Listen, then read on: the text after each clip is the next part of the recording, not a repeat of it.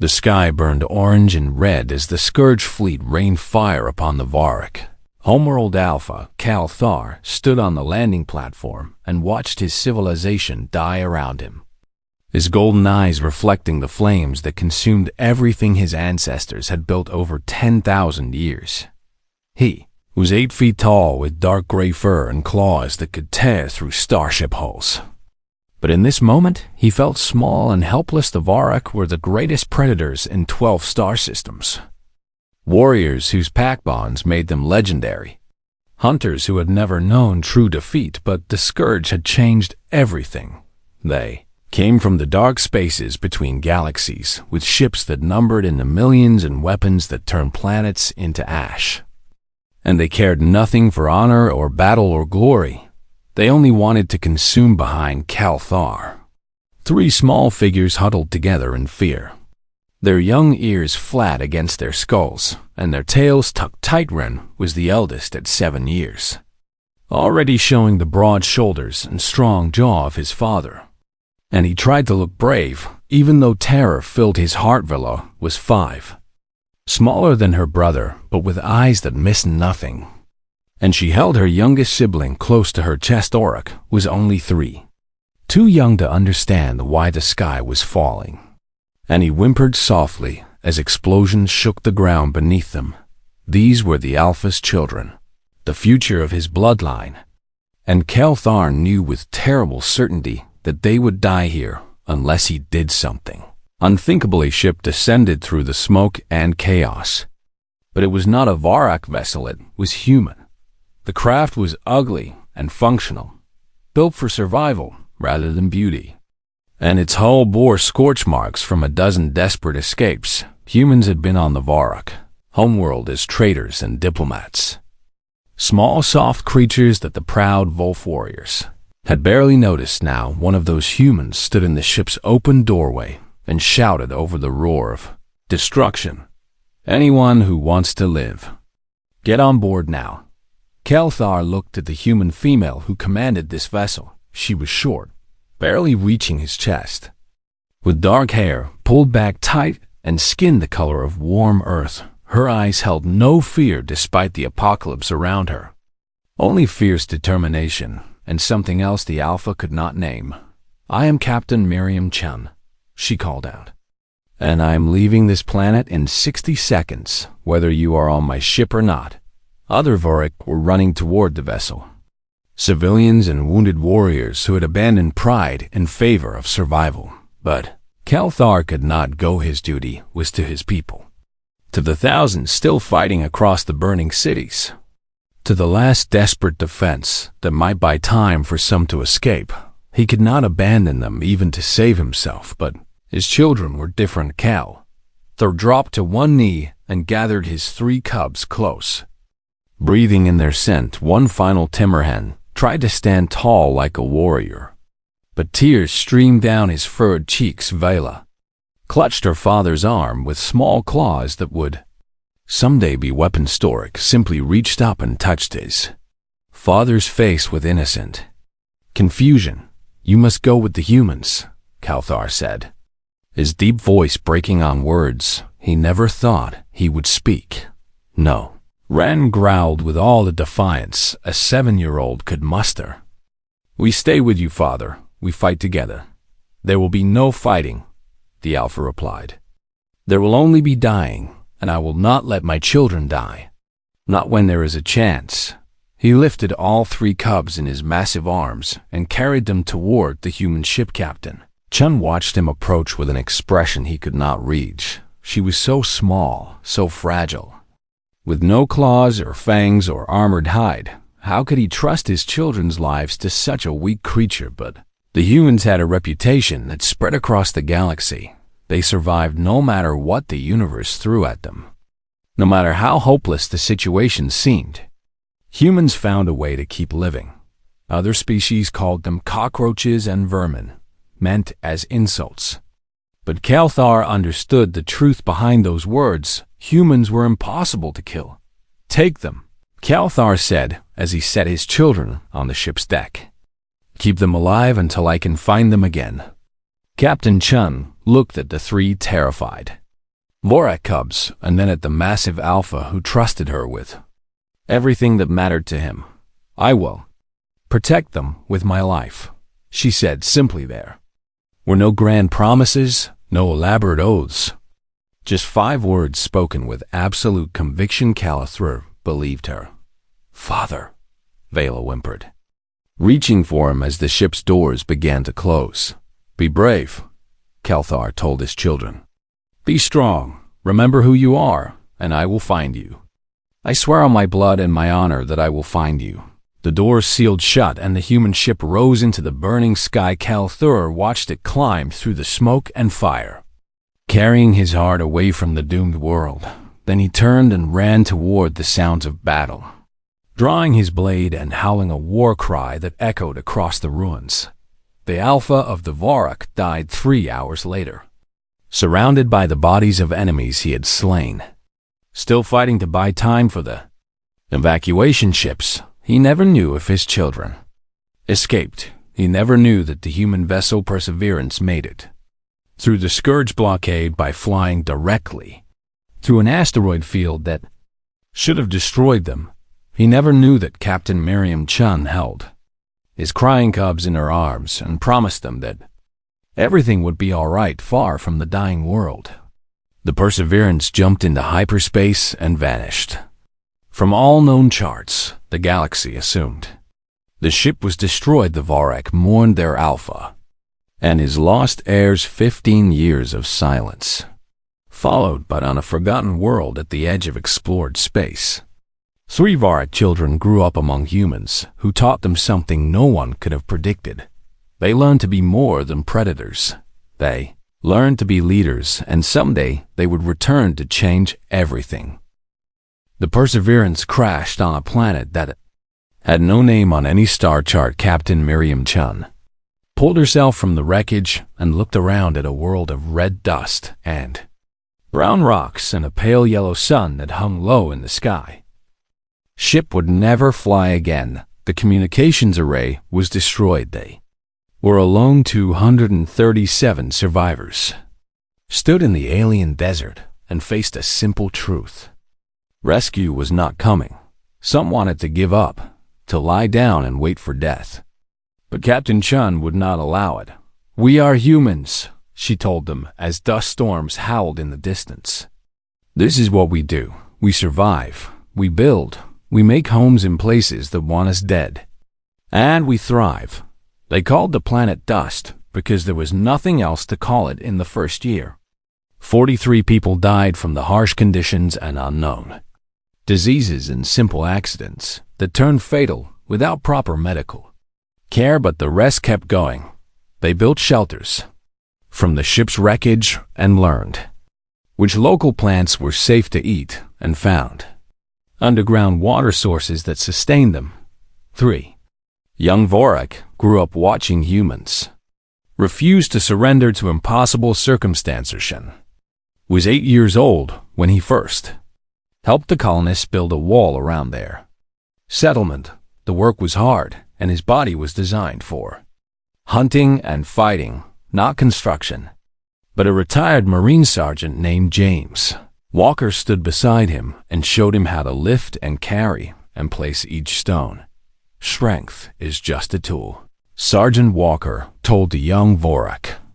"Any fool can be strong, but it takes wisdom to know when to use that strength and when to hold it back."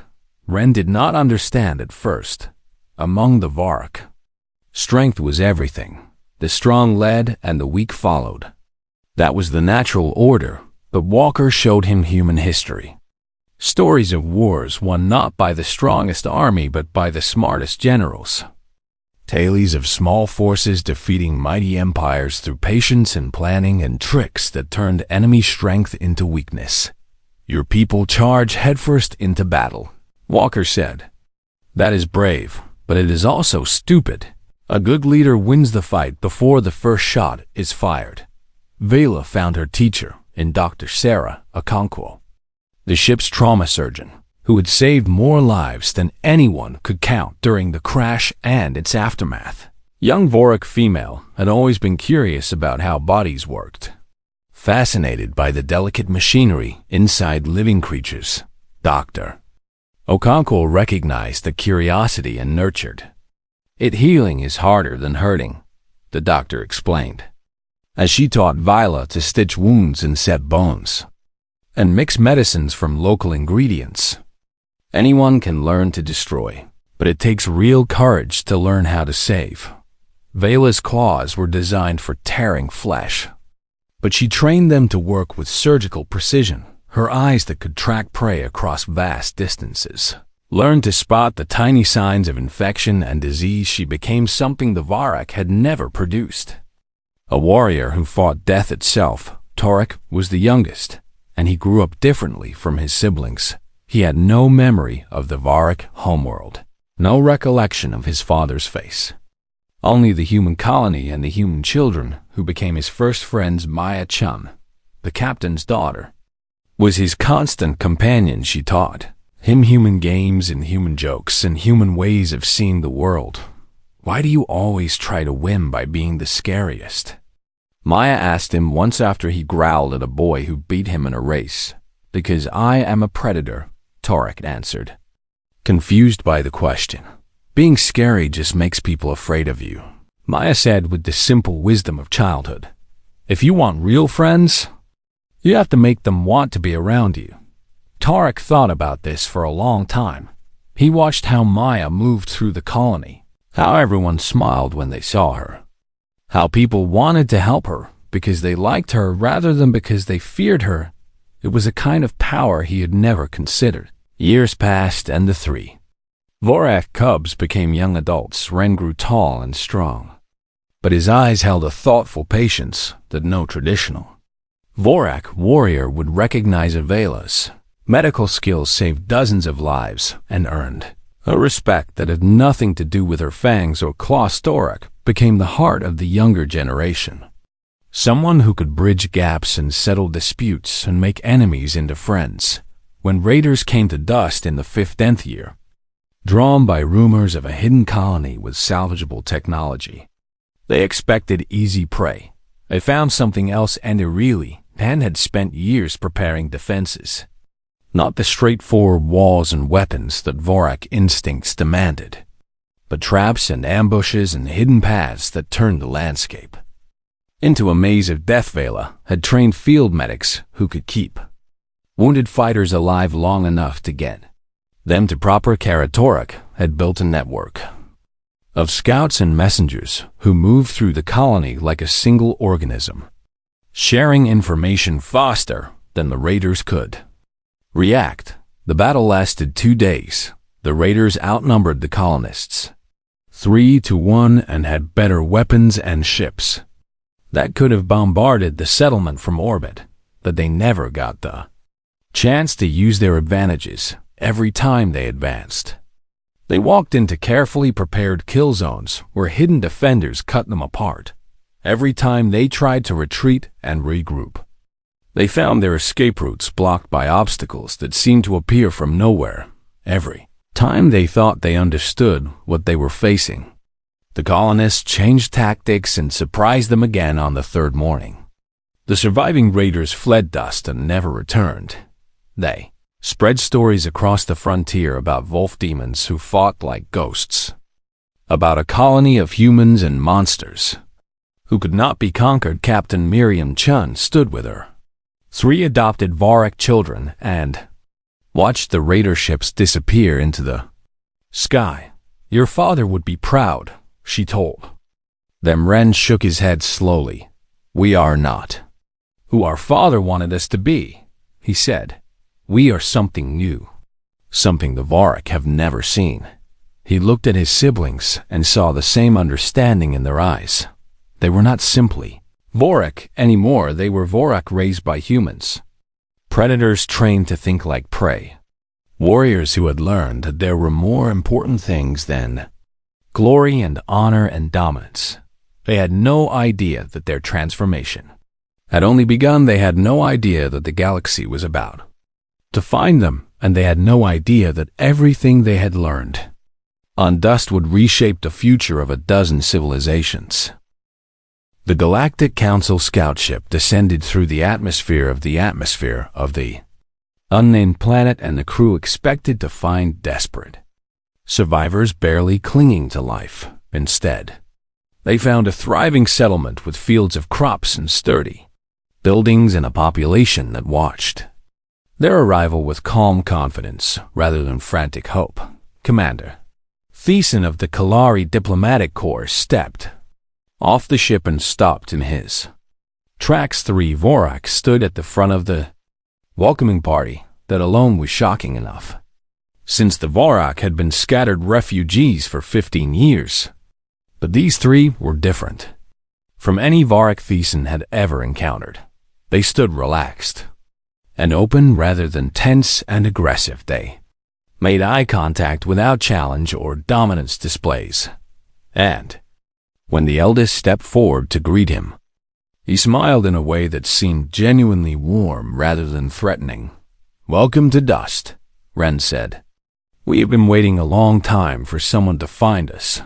Tassan's 4 eyes blinked in confusion. "You are Vorak," he said. "But you do not act like Vorak. We were raised by humans," Ren replied simply, as if that explained everything, and perhaps it did. Within hours, the news spread across every communication network in civilized space. The lost children of Alpha Kalthar had been found alive.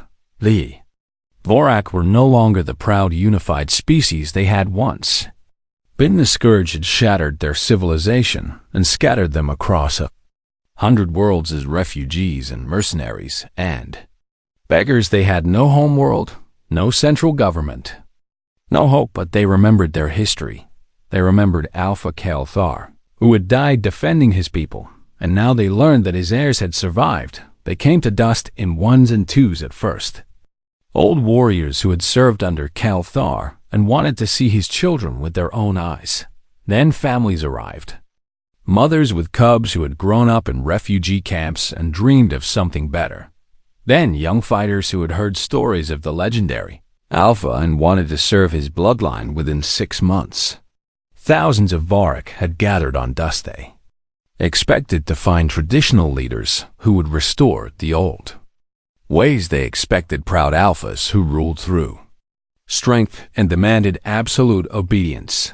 They expected the familiar hierarchy of dominance and submission that had defined Vorak culture for countless generations. What they found confused them. Ren called a gathering of all the new arrivals and stood before them on a simple wooden platform with no throne or symbols of rank. "I know what you want from me," he said, his voice carrying across the crowd. "You want me to be like my father, to stand above you and give commands and lead you into glorious battle." The gathered Vorak growled their approval. "But I am not my father," Ren continued. "I am something different, something the humans made me, and I will not pretend to be what I am not." Confused murmurs spread through the crowd. An old warrior named Koresh pushed his way to the front. He had scars across his muzzle, and one ear was torn, and his eyes held the hard experience of decades of combat. "You speak strangely for an Alpha son," Koresh growled. "Among our people, the leader does not explain himself. He commands and others obey." "And where did that way of leading take us?" Ren asked without anger.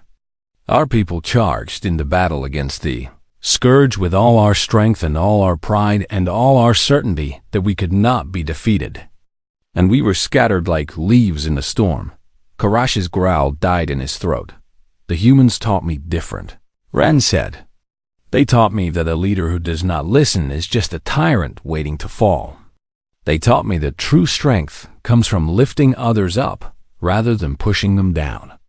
They taught me that the best way to earn loyalty is not to demand it, but to deserve it." He stepped down from the platform and walked among the gathered Vorak, meeting their eyes one by one. "I will not command you," he told them. "I will ask. I will listen. I will consider your wisdom before making decisions. And if you think I am wrong, you will tell me and I will hear you. This is not the Vorak way." Someone called out. No, Ren agreed.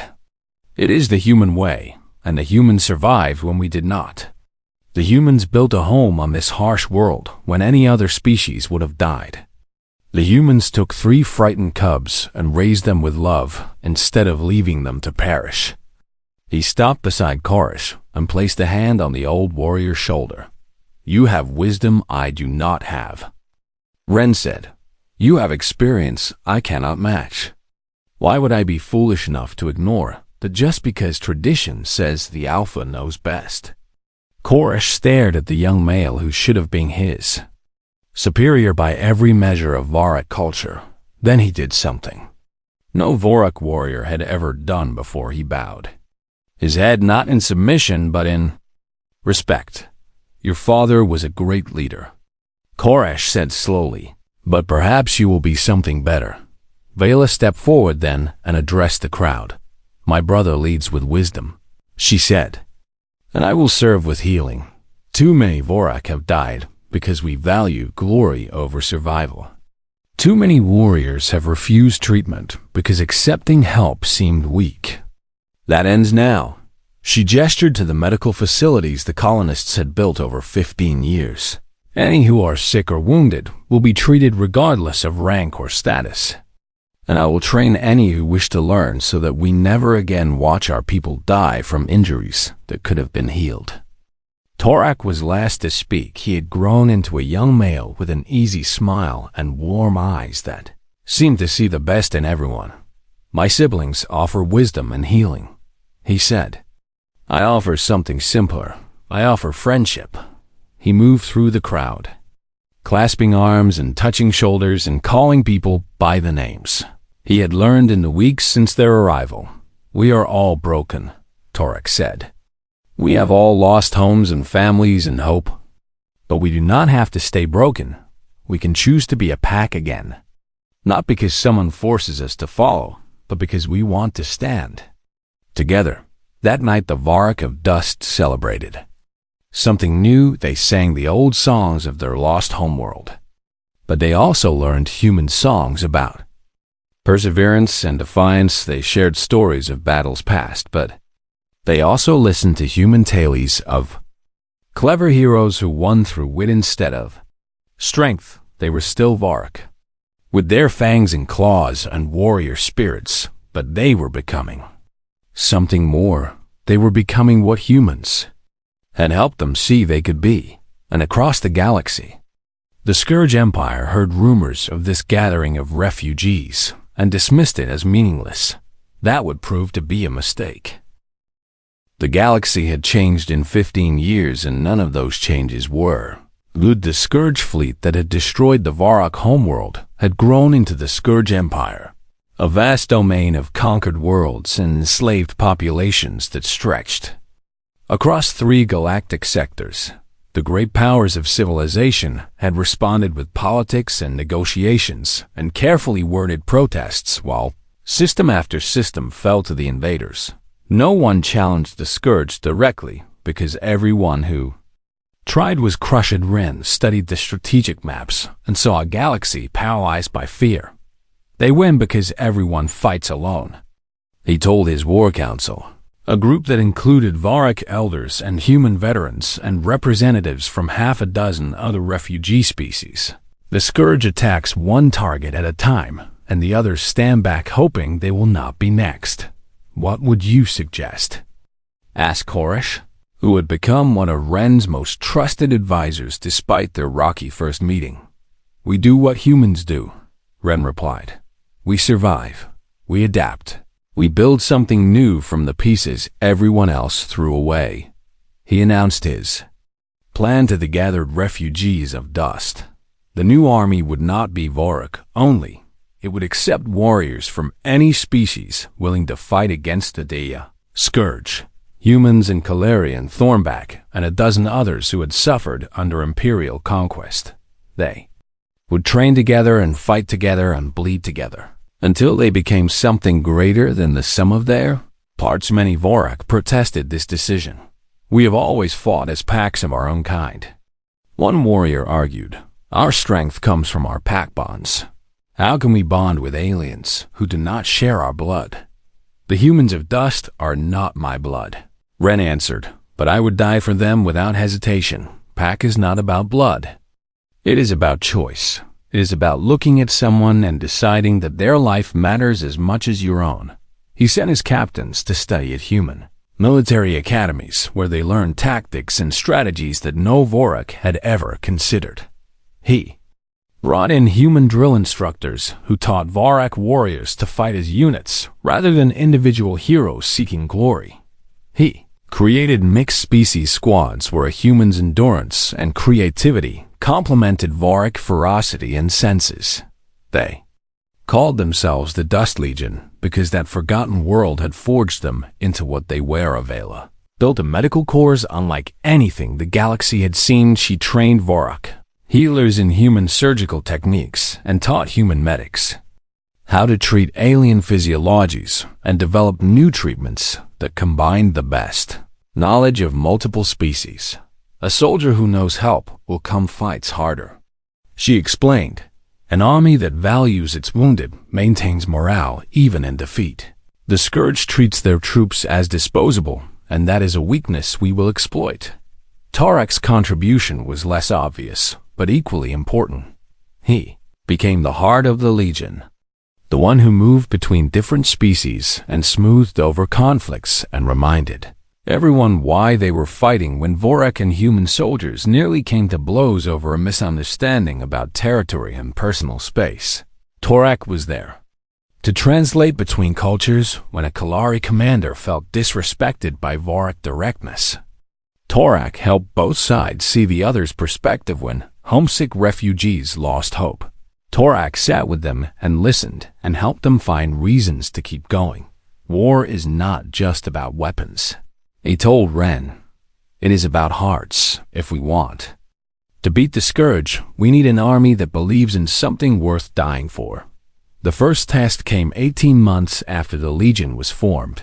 Scourge patrol fleet had been raiding settlements along the frontier, destroying colonies and taking slaves with brutal efficiency. Previous defenders had tried to meet them in open battle and been annihilated. Han did something different. He ordered his forces to scatter and hide, appearing weak and disorganized. Scourge commander saw easy prey and divided his fleet to chase down the fleeing ships. That was exactly what Ren wanted. Each Scourge squadron found itself drawn into carefully prepared ambush where Legion forces appeared from hidden positions and struck with overwhelming local advantage. Ships that tried to retreat found their escape routes blocked. Communications were jammed so no one could call for helping 12 hours. The entire Scourge patrol fleet was destroyed without a single Legion ship lost. The Scourge command was furious and confused. They had expected Vorak warriors to charge in mindless rage, to seek honorable combat, to make themselves easy targets instead. They had faced an enemy that retreated when necessary and sacrificed ground to preserve forces and turned every weakness into a trap. They did not fight like Vorak. A Scourge admiral reported to his superiors, "They fight like humans." Another officer replied with something like fear in his voice. More victories followed as the Dust Legion grew in size and experience. They liberated slave worlds and recruited from the freed populations. They raided supply lines and disrupted communications and made the Scourge pay for every system they tried to hold. They never fought battles they could not win, and they never threw away lives for glory. Word spread across the galaxy of this new force that challenged the unstoppable empire. Refugees who had given up hope began to believe again. Species that had surrendered started to resist. The Scourge Empire was still vast and powerful, but for the first time since its rise, it was losing. And at the heart of it all were three Vorak warriors who had learned from humans that there was more to victory than strength, more to leadership than dominance, more to fighting than killing. The final confrontation was coming, and the galaxy would never be the same. The Scourge Emperor broadcast his challenge across every communication channel in the galaxy. He demanded that Ren face him and single combat according to the ancient warrior traditions that the Vorak had followed for thousands of years. Victor would claim total victory, and the loser's forces would surrender unconditionally. It was a trap, designed to exploit everything the Scourge believed about Varak honor and pride. The Emperor was a massive creature, augmented with cybernetics and genetic modifications. That made him nearly invincible in personal combat. He had killed 17 champions from different species and never lost a duel. He expected the young Vorak leader to accept, because refusing would shame him before his followers and shatter the fragile alliance of the Dust Legion. Ren's response shocked the galaxy. "No," he said simply. In his broadcast reply, silence spread across command centers and refugee camps and palace halls as billions processed that single word. "Your challenge is a manipulation designed to make me trade my army's victory for my personal honor." Ren continued calmly, "I was raised by humans, and they taught me that there is no glory in dying stupidly." The Emperor's rage was visible even through the transmission. "You are a coward," he roared. "You disgrace your father's memory and the warrior traditions of your kind." "My father gave me to humans because he wanted me to survive," Ren replied. "He did not save my life so I could throw it away to satisfy your ego. You want to fight me because you know you cannot beat my legion. So you seek a shortcut, a trick, a way to win without earning victory." He leaned forward, his golden eyes hard. "If you want to defeat us, you will have to do it the real way. Come and try." The Scourge Armada launched its full assault 3 days later. Every ship the Empire could gather converged on the Dust Legion's primary base. A fleet so vast it darkened the stars. They expected the Legion to stand and fight in traditional formation, to match force against force in a battle of attrition. The Scourge would inevitably win instead. They found empty Spacer Hen had evacuated the base and scattered his forces across dozen hidden positions. When the Scourge fleet spread out to hunt them down, the Legion struck hit and run attacks, crippled supply ships and isolated squadrons. Saboteurs who had infiltrated months earlier disabled key systems at critical moments. False signals and decoy transmissions drew Scourge forces into ambush while real Legion ships struck undefended targets. The battle lasted 3 weeks, and the Scourge never managed to bring their superior numbers to bear effectively. Every time they concentrated their forces, the Legion melted away. Every time they spread out to secure territory, they were picked apart piece by piece. "This is not war," the Emperor screamed in frustration.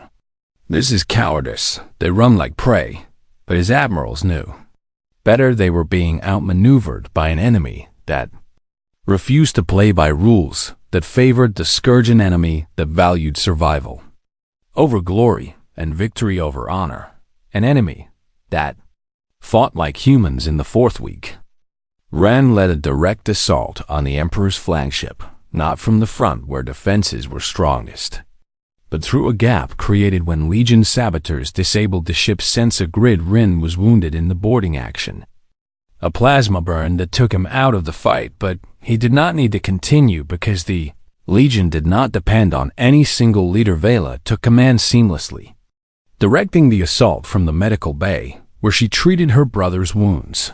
When Vela's position was overrun by Scourge reinforcements, Torak rallied the scattered Legion forces and led a counterattack that turned the tide. And when everything seemed lost, when the 3 siblings were pinned down and the Emperor's personal guard closed in for the kill, something unexpected happened. The humans of Dust arrived. They were not soldiers. They were the farmers and doctors and teachers who had raised 3 Varak children as their own captain. Miriam Chun led them, now gray-haired and lined with age, but still fierce and unbowed. She had brought every colonist capable of holding a weapon, and they had come in ships they had spent years rebuilding from salvage. Did you think we would let you fight alone? Chun said as she helped Ren to his feet. You are our children, all of you. And humans do not abandon family. The colonists of dust were not warriors, but they had survived 15 years on a hostile world, and they knew how to keep going when everything said they should give up. They knew how to fight when fighting seemed pointless. They knew how to refuse to surrender. The Emperor faced this ragged army of farmers and refugees and wounded soldiers. And for the first time in his long life, he felt something unfamiliar fear, not of their strength, which was nothing compared to his own, but of their spirit, which was something he could not understand or defeat. Kill them all. He commanded his guards charged forward and died. They died because the Legion fought for each other rather than for glory. They died because every member of that makeshift army trusted the person beside them. Absolutely. They died because humans had taught Varrock how to be more than predators. And that lesson could not be beaten by any amount of power. The Emperor himself fell not to Ren's claws or Vela's blade or Tarek's fury. He fell to a human woman named Chun, who put herself between the monster and a wounded Varrock soldier and refused to move. Her weapon was small and her strength was nothing, but her aim was true. And her heart was fierce, and she had spent 50 years refusing to let the universe tell her what was impossible. The Scourge Empire shattered with their Emperor's death, without his iron will holding it together. The vast domain collapsed into chaos as subject species rose up and rival factions turned on each other. The Dust Legion did not conquer the fallen empire. Instead, they helped liberated worlds rebuild and protected refugees and offered the same choice to former enemies that had been offered to them. Join something better. Years later, ambassadors and historians would ask how 3 Varrock refugees had changed the course of Galactic. Historian always told them the same story. My father gave us to humans because he wanted us to survive, he would say. He thought he was sacrificing everything to save our lives, but he gave us something greater. He gave us teachers who showed us that strength without wisdom is just violence, that power without compassion is just cruelty, that the greatest victory is not destroying your enemy, but building something worth protecting. He would look at the portrait of Captain Miriam Chun that hung in every Legion headquarters across a dozen worlds. My father entrusted us to human hands, and they gave us back as something he never imagined. Leaders who understood that a true pack fights not because they must, but because they choose to. The Dust Legion endured for generations. The colony on that forgotten world became a pilgrimage site for beings who wanted to understand the new way of leadership and war. And across the galaxy, species whispered a truth that had been proven in blood and fire. If you want to forge something unbreakable, give your children to humans. They will raise them with love and wisdom and stubborn determination, and they will give them back as legends.